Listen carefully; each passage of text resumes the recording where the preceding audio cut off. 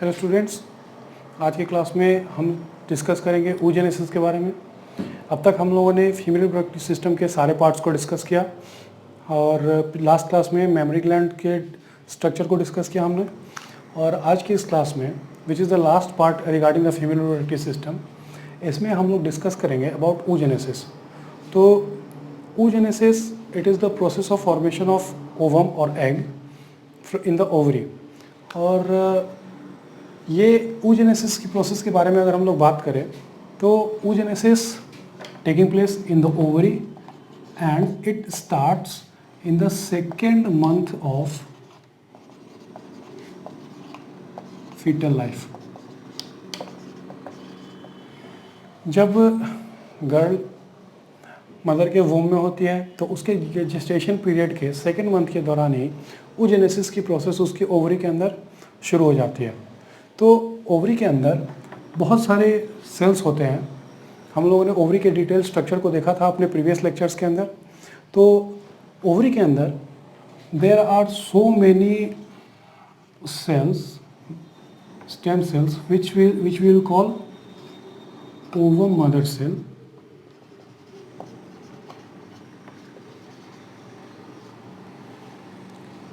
and these cells divide by mitosis to increase in number.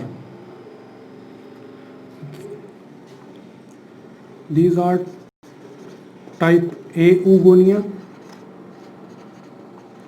and these are type B oogonia. oogonia और we can say ovum mother cell। तो जैसा कि हम लोगों ने spermatogenesis के केस में देखा था कि sperm mother cells which are also known as spermatogonia, तो स्पर्मेटोगोनिया कंटिन्यूसली डिवाइड करती है to form more number of spermatogonia type. और वहाँ पे भी हम लोगों ने देखा था कि दो टाइप की स्पर्मेटोगोनिया का फॉर्मेशन होता है, type A spermatogonia and type B spermatogonia. Type A spermatogonia continues to divide and type B spermatogonia differentiates to form primary spermatocytes. In the same way ovary के अंदर जो ओवम मदर सेल होती है जिनको कि हम लोग टर्म कर रहे हैं oogonia, तो oogonia continues to divide by mitosis and it increases its number. It forms two kinds of oogonia, type A spermatogonia and type B spermatogonia. Type A spermatogonia continues to divide, but type B spermatogonia differentiates and it forms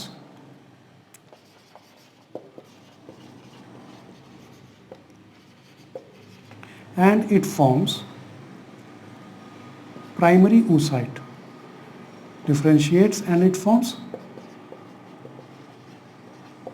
primary oocyte. These primary oocyte, which is formed by the differentiation process of oogonium, these spermatocytes undergoes the meiosis. These oogonia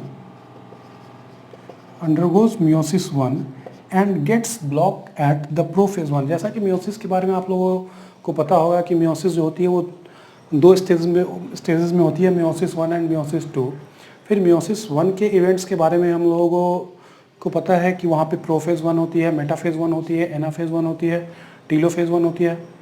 further prophase 1 को we can be divided into different events like leptotene, zygotene, pachytene, diplotene and diakinesis.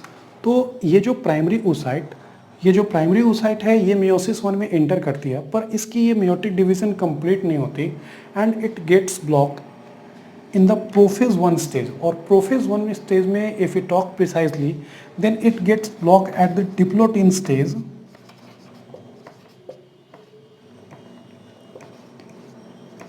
Diplotene stage of prophase 1। Prophase 1 के diplotene stage में ये जो primary oocyte है इसकी meiosis suspend हो जाती है और ये सारे इवेंट्स जो हो रहे हैं that is occurring in the fetal life of a girl. ये सारे इवेंट्स जो होती है ये फीटल लाइफ के अंदर चल रही होती है। और ये जो प्राइमरी oocyte है ये प्राइमरी oocyte meiosis 1 में सस्पेंडेड हो जाता है और ये सस्पेंडेड रहता है throughout the childhood of the girl. तो ये meiosis 1 of the female child is suspended throughout its childhood. So the primary oocyte which is suspended at diplotin stage, बहुत सारे केसेस, बहुत सारे जगहों पे, बहुत सारे एनिमल्स के अंदर it is written that the oocytes are suspended at dikinesis state, but more accurate will be कि मोस्ट ऑफ द एनिमल्स में ये देखा जाता है कि ये जो प्राइमरी oocyte है ये सस्पेंडेड होती है प्रोफेज 1 के डिप्लोटिन स्टेज के अंदर। फिर ये सस्पेंशन उनका बहुत दिनों तक रहता है थ्रू आउट द चाइल्डहुड। ये जो प्राइमरी oocyte होते हैं ये सस्पेंडेड होते हैं, इनकी एक्टिविटी पॉज्ड होती है in the diplotene stage. Once the puberty is achieved, एक बार जब प्यूबर्टी अचीव कर लेती है गर्ल, तो प्यूबर्टी अचीव होने के बाद बहुत सारे primary oocytes completes its meiosis 1 and they divide to form secondary oocyte.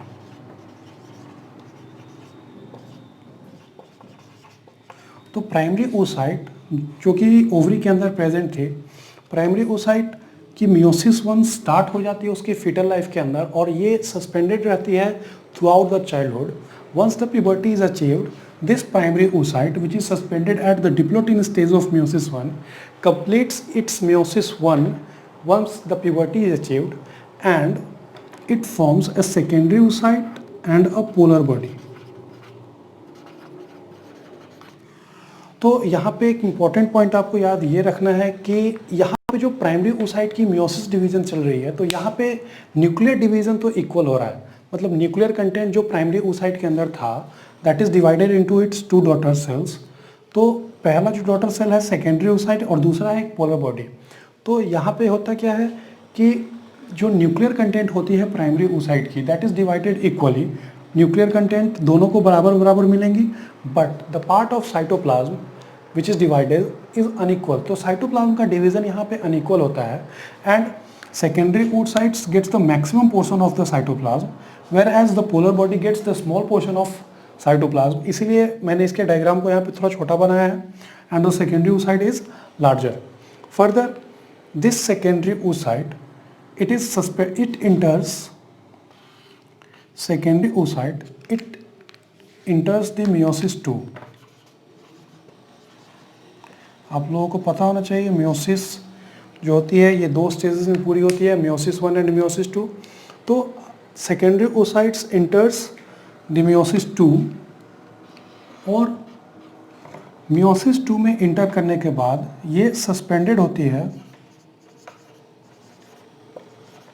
At metaphase 2।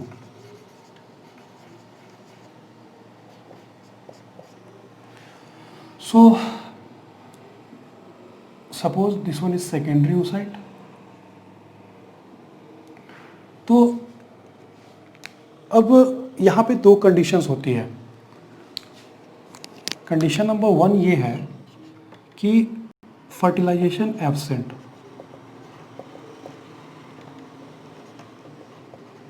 Fertilisation absent. तो उस केस में ये जो सेकेंडरी oocyte है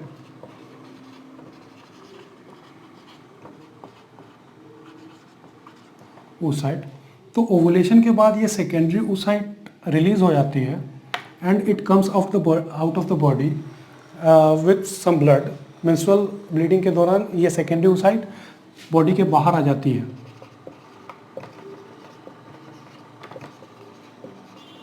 and second condition, if fertilization takes place, अगर फर्टिलाइजेशन होती है, फर्टिलाइजेशन का मतलब मीटिंग ऑफ स्पर्म एंड ओवा, तो फर्टिलाइजेशन होने के दौरान when the sperms meet this secondary oocyte, जब स्पर्म मीट करेगी सेकेंडरी oocyte से तो स्पर्म के पास होता है MPF मतलब मेटाफेज प्रोमोटिंग फैक्टर। तो यहाँ पे सेकेंडरी oocyte जो meiosis 2 में इंटर करने के बाद जो मेटाफेज 2 स्टेज पे सस्पेंडेड थे, तो स्पर्म की मीटिंग जब सेकेंडरी oocyte के साथ होती है तो sperm has metaphase promoting factor, और ये जो सस्पेंशन होता है सेकेंडरी oocyte का एट मेटाफेज 2 स्टेज, तो मेटाफेज प्रोमोटिंग फैक्टर उस सस्पेंशन को ब्रेक करता है and it again goes into unequal division. Second polar body is formed and ovum is formed. So now it will be called ovum or ooted, and this one is second polar body. तो here again जो secondary oocyte की meiosis division होती है, तो यहाँ पे भी nuclear content का इक्वल डिवीजन होता है, but the cytoplasm content is divided unequally. So हम लोगों ने देखा यहाँ पे कि oogenesis की प्रोसेस स्टार्ट तो हो जाती है फीटल लाइफ के दौरान ही, और फीटल लाइफ में more precisely we will discuss कि ये स्टार्ट जो हो रही है उस oogenesis की प्रोसेस, ये हो रही है when the girl is in the second month of gestation period. तो oogonia which is also known as ovum mother cell,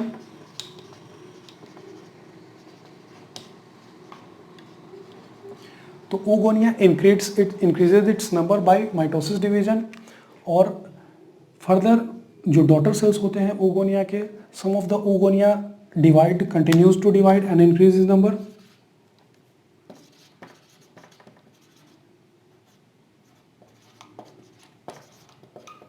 Continues to divide and increase its number, but some of the oogonia, say type B oogonia, differentiates and form primary oocyte.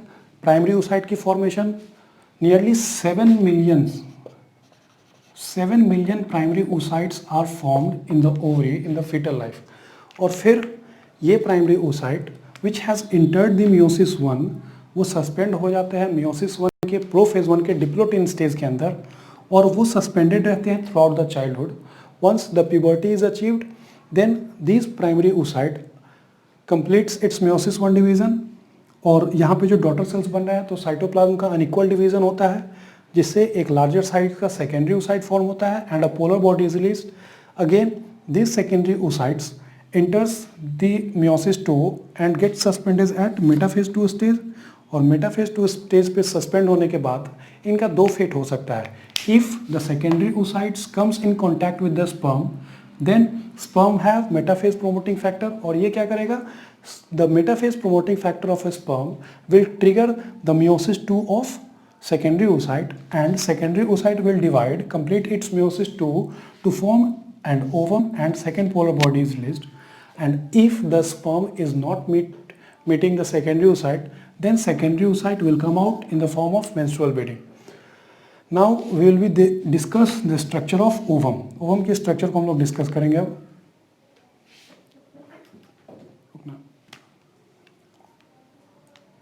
Now before discussing the structure of ovum, हम लोग यहाँ पे cells की ploidy देख लेते हैं.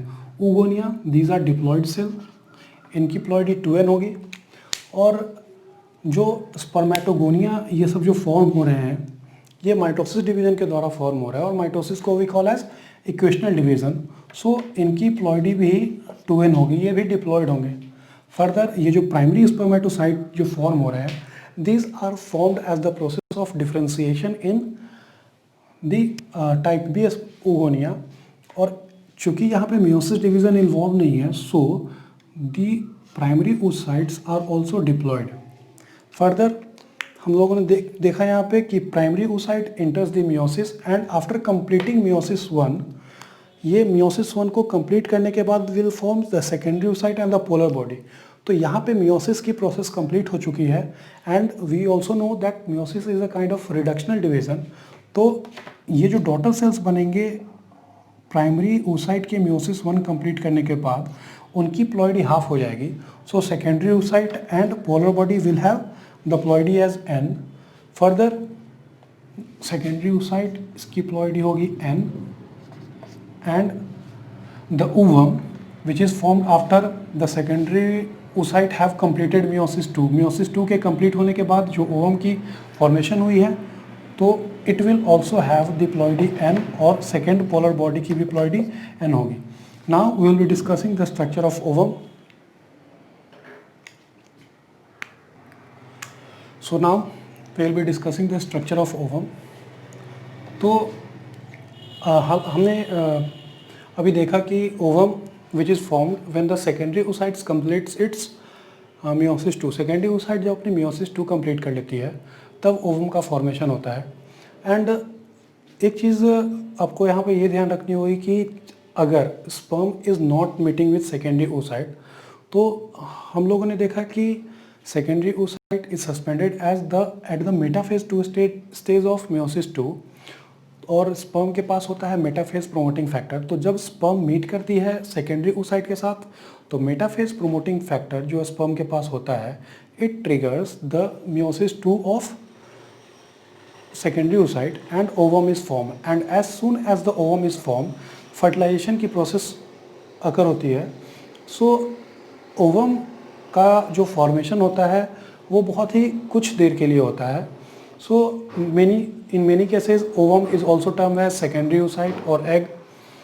सो इसकी structure को अगर हम लोग देखें तो ओवम ये रिलीज होती है after the process of ovulation, और ओवुलेशन के प्रोसेस को हमने अपने पिछले क्लासेस में डिफाइन किया था कि it is the rupture of mature follicle and release of secondary oocyte. So ovum की स्ट्रक्चर को हम लोग यहाँ पे देखेंगे.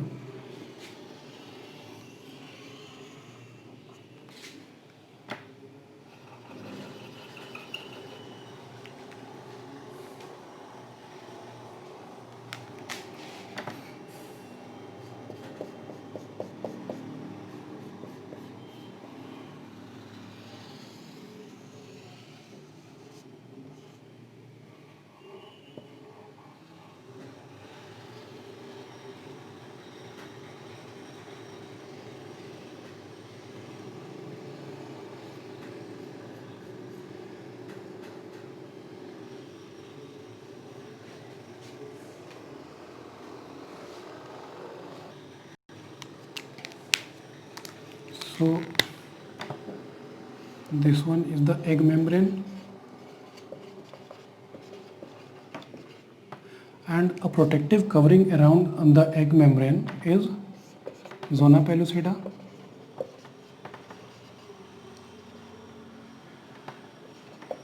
ये ग्लाइकोप्रोटीन की एक लेयर होती है which is formed by the egg itself. So it is a kind of primary egg membrane. Further हम लोगों ने डिस्कस किया था कि जब ओवुलेशन होती है तो some of the granulosa cells remain attached to the wall of zona pellucida, जो कि इलोंगेटेड होते हैं, and we term those cells as corona radiata. So these are the granulosa cells which comes out sticking to the wall of zona pellucida. एक के membrane के साथ ये जो elongated सेल जिन्हें हम रेड ग्रीन कलर से यहाँ पे शो कर रहे हैं, these are the granulosa cells, and these elongated granulosa cells are termed as corona radiata. तो corona radiata is nothing but these are elongated granulosa cells which are sticking to the wall of zona pellucida. This part is the egg cytoplasm.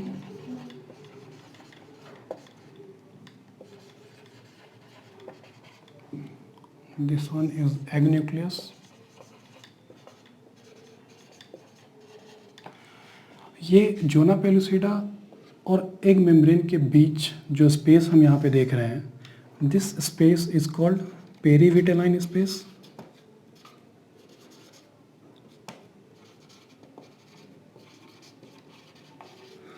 और जो second polar body release होती है when the secondary oocyte meets the sperm, तो metaphase stage में जो suspended होती है secondary oocyte, तो sperm triggers the metaphase of secondary oocyte and it divides. Secondary oocyte divides to form, secondary oocytes divide to form ovum, and a second polar body is released which is trapped in the perivitelline space. तो इस perivitelline space के अंदर trapped होती है second polar body,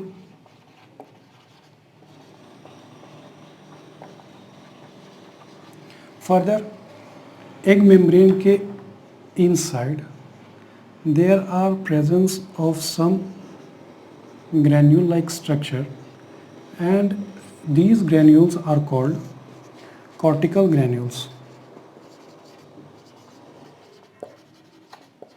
इनके function को हम लोग देखेंगे जब हम लोग फर्टिलाइजेशन को डिस्कस करेंगे, and it contains some enzyme which is very much important to block the polyspermy. तो आगे चल के हम लोग कॉर्टिकल ग्रेन्यूल्स के एंजाइम्स के बारे में स्टडी करेंगे. ये जो कोरोना रेडिएटा है, इनके चारों तरफ कुछ इंट्रासेलुलर मैट्रिक्स प्रेजेंट होती है which are made up of hyaluronic acid,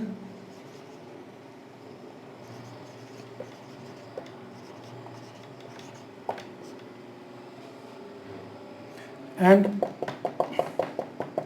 a large number of mitochondria. A large number of mitochondria is found inside the egg cytoplasm. So आगे जब हम लोग डिस्कस करेंगे, हम लोगों ने स्पर्म के स्ट्रक्चर को डिस्कस किया था तो पाया था कि वहाँ पे जो माइटोकॉन्ड्रिया होता है वो प्रेजेंट होता है in the middle piece of sperm, but in case of egg a large number of mitochondria is present with its cytoplasm which provides energy. तो जैसा कि हम लोगों को पता है कि इन case of human the egg is non motile और इसे इतनी एनर्जी की ज़रूरत होती नहीं है, पर ये जो माइटोकॉन्ड्रिया जो कि प्रेजेंट है inside the egg cytoplasm, these mitochondria are responsible for providing the energy at the time of cleavage division. Zygote की फॉर्मेशन होने के बाद जो जाइगोट के अंदर डिवीजन की प्रोसेस चलती है, that process is called cleavage division. तो क्लीवेज डिवीजन के टाइम पे enormous amount of energy is required और वो एनर्जी प्रोड्यूस की जाएगी माइटोकॉन्ड्रिया के द्वारा which is present inside the egg cytoplasm. Further a child never gets mitochondria from its paternal side, a child will always get mitochondria from its maternal sides. So this was the overall structure of ovum. This one is the egg membrane. Egg membrane के अंदर egg cytoplasm है, egg की nucleus present है. Obviously जो nucleus होगी egg की वो haploid होगी.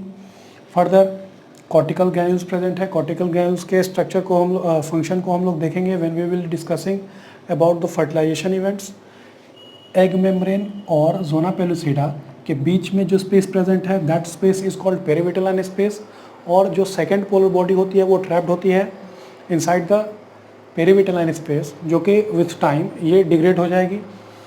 And this glycoproteinaceous membrane which is found by the egg itself, it is a primary egg membrane and it is called zona pellucida. And further जब secondary oocyte release होती है after ovulation तो कुछ granulosa cells चिपके हुए चले आते हैं उसके साथ बाहर, जो कि इलोंगेटेड होते हैं giving a shape like a crown. So it is called as corona radiata. So corona radiata is nothing but it is granulosa cells which is attached to the zona pellucida membrane of the egg. So अब हम oogenesis से related कुछ statistical point को discuss करेंगे यहाँ पे.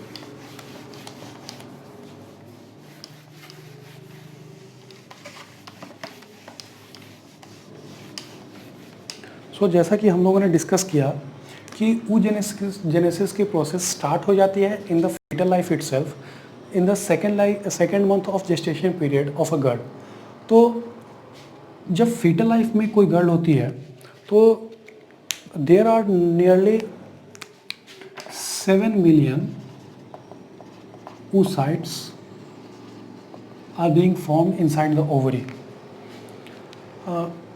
जो उस डेवलपमेंट के दौरान ये oocytes कंटिन्यूसली डिग्रेड होती जाती है and at the time of after birth तक आते आते इनका नंबर रिड्यूस करके it becomes 2 to 4 millions. So many of the oocytes ये डिग्रेड हो जाती है और बर्थ तक आते आते जो नंबर होती है oocytes की वो रिड्यूस होके 2 to 4 मिलियन हो जाती है. Further at the time of puberty बहुत सारे oocytes जो होते हैं वो रिग्रेस होने लगते हैं और प्यूबर्टी तक आते आते nearly 400,000 oocytes are remained inside the ovary. Further अगर हम लोग बात करें कि how many oocytes are released by a woman in its life, तो we can also count that. Puberty की एज को अगर हम 11 ईयर्स मान लें in case of females, and menopause occurs at 51 years, so जो टोटल रिप्रोडक्टिव लाइफ हुई, तो total reproductive life in case of female comes out to be 40 years, and each month one oocyte is released। तो पूरे साल में almost 12 oocytes release करेगी एक female, and in case of 40 years we can multiply it with 40, so it comes out to be a 480, or nearly we can say 500 eggs are released by a woman in its whole life। Further इतने time के दौरान जो ovary के अंदर जो बहुत सारी oocytes थे वो रिग्रेस होती जाती है।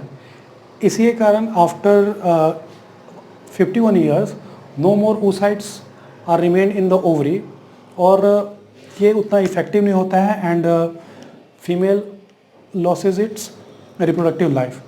So in today's class we discussed about the oogenesis, also we have discussed about the structure of ovum and calculated that how many eggs are being released by a female in its age. So I am summing up this lecture now. Thank you.